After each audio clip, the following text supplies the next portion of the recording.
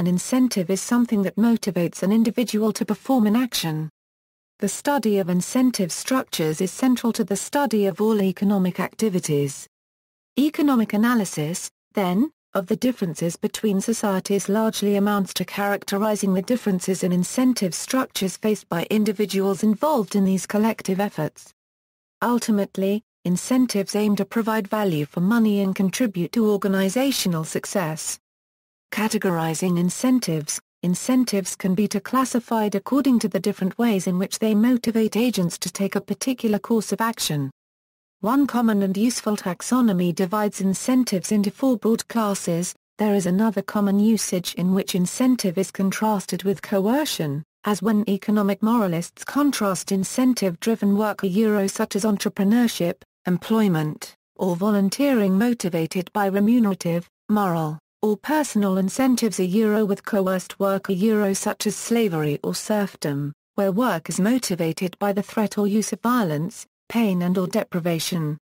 In this usage, the category of coercive incentives is excluded. For the purposes of this article, however, incentive is used in the broader sense defined above.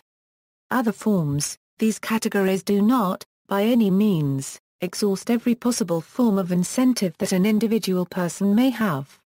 In particular, they do not encompass the many other forms of incentive which may be roughly grouped together under the heading of personal incentives which motivate an individual person through their tastes, desires, sense of duty, pride, personal drives to artistic creation or to achieve remarkable feats, and so on.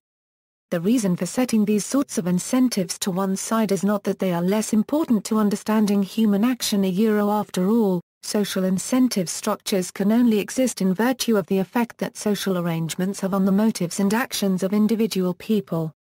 Rather, personal incentives are set apart from these other forms of incentive because the distinction above was made for the purpose of understanding and contrasting the social incentive structures established by different forms of social interaction. Personal incentives are essential to understanding why a specific person acts the way they do, but social analysis has to take into account the situation faced by any individual in a given position within a given society which means mainly examining the practices, rules, and norms established at a social, rather than a personal, level. Social pressure. It's also worth noting that these categories are not necessarily exclusive. One and the same situation may, in its different aspects, carry incentives that come under any or all of these categories. In modern American society, for example, economic prosperity and social esteem are often closely intertwined. And when the people in a culture tend to admire those who are economically successful, or to view those who are not with a certain amount of contempt, the prospect of getting or losing a job carries not only the obvious remunerative incentives but also substantial moral incentives. Mbusia. Economics. The study of economics in modern societies is mostly concerned with remunerative incentives rather than moral or coercive incentives not because the latter two are unimportant, but rather because remunerative incentives are the main form of incentives employed in the world of business, whereas moral and coercive incentives are more characteristic of the sorts of decisions studied by political science and sociology.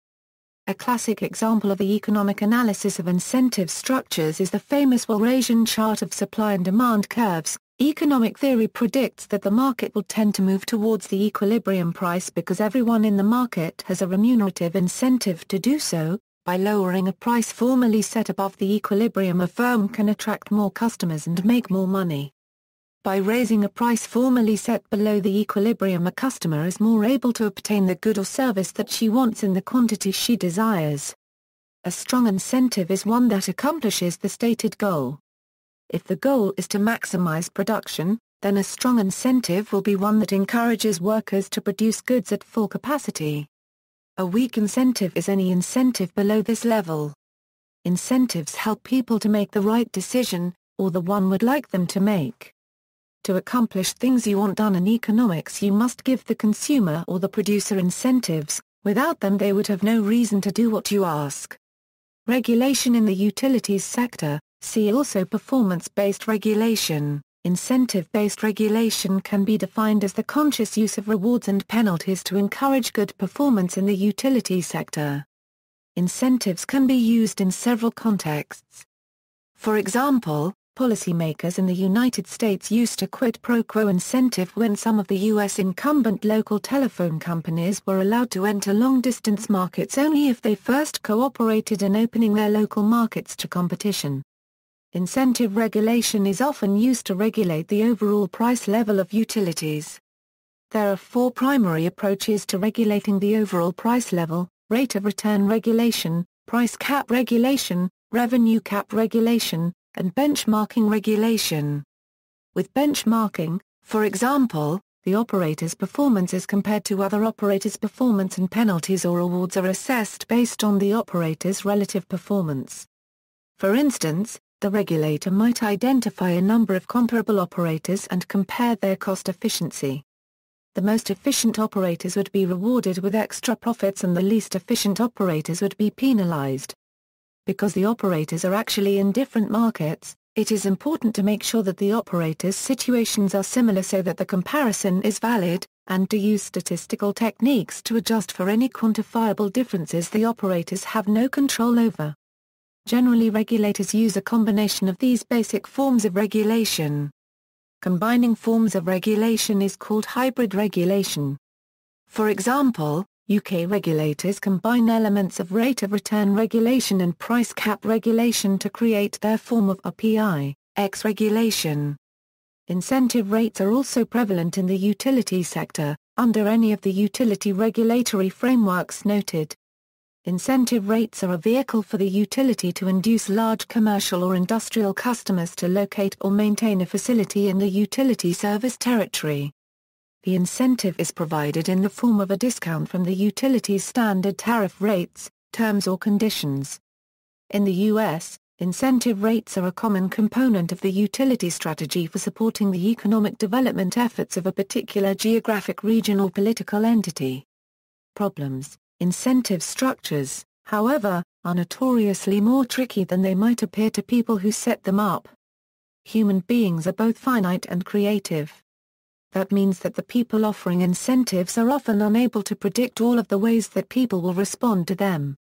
Thus, imperfect knowledge and unintended consequences can often make incentives much more complex than the people offering them originally expected, and can lead either to unexpected windfalls or to disasters produced by unintentionally perverse incentives.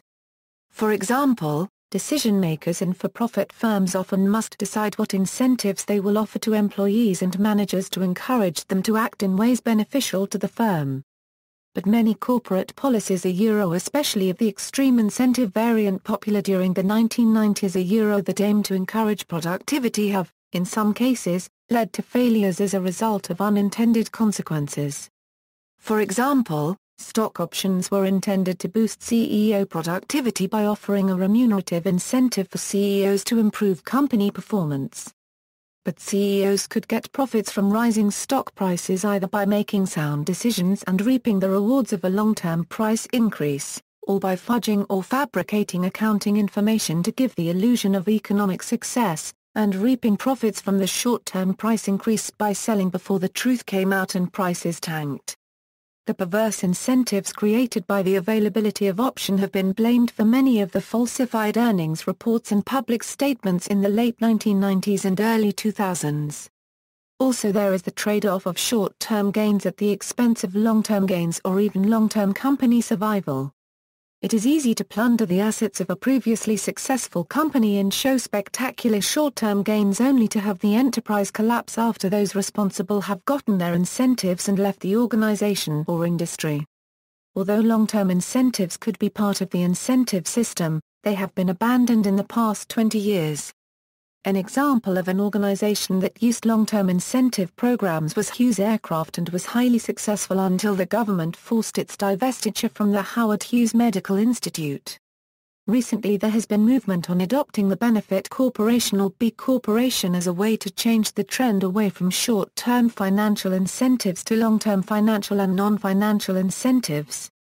Not all for-profit companies used short-term financial incentives at levels below the president or very top executive levels.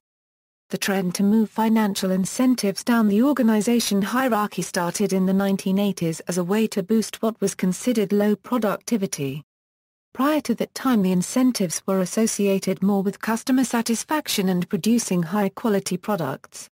Moving financial incentives down the corporate chain had the unintended consequences of subverting internal processes to save short-term costs, forcing obsolescence at the lower levels as investment was deferred or abandoned, and lowering quality. Some of these issues are explored in the British documentary The Trap. This idea of financial incentives and pushing them to the lowest level common denominator has led to a new company structure or organization ecologies where essentially everything is a standalone profit center with the only incentive being short-term financial incentives. Recessions, a possible solution against the criticism of overpaying executives in boom times and underpaying them in recession times is by linking bonus targets to an operating index. By doing so, external effects can be excluded from performance measurement. This makes incentive pay more fair or likely not certain, as bonuses are based on performance relative to other companies in the peer universe. While the notion of a fair system seems to be an equal deal, those who are outperforming by a large margin will feel slighted by this approach. Thus, a system based on individual company performance has been the standard. See also, incentive program, travel incentive, loyalty program, loyalty marketing, performance-related pay, cognitive evaluation theory, bounty. References. Further reading, Roberts, Russell. Incentives Matter. Library of Economics and Liberty. External links: 5 non-material incentives that can motivate your employees.